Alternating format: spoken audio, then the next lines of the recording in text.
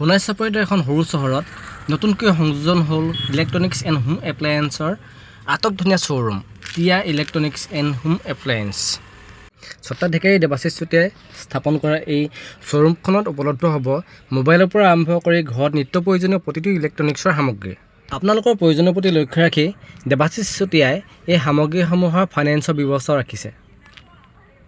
আপোনালোকৰ প্ৰয়োজনীয় যিকোনো সামগ্ৰী এইবিলাক দেখিছে, এই সামগ্ৰীসমূহ আপোনালোকে নগদ ধন দি বা এই সামগ্ৰীসমূহ আপোনালোকে ফাইনেন্সতো ক্ৰয় কৰিব পাৰিব।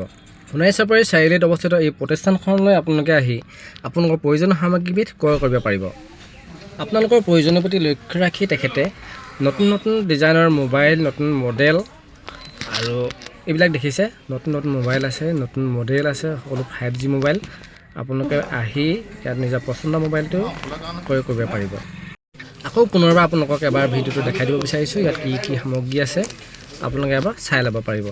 আৰু শেষত একাপ সুন্দৰকৈ চাহ খাই ইয়াৰ পৰা মই বিদায় ল'লোঁ। ধন্যবাদ। আজি যদি ভিডিঅ'টো ভাল লাগিছে তেনেহ'লে ভিডিঅ'টো লাইক কৰিব, কমেণ্ট কৰিব, আৰু যদি চেনেলটো নতুনকৈ চাইছে তেনেহ'লে চেনেলটো ছাবস্ক্ৰাইব কৰিব।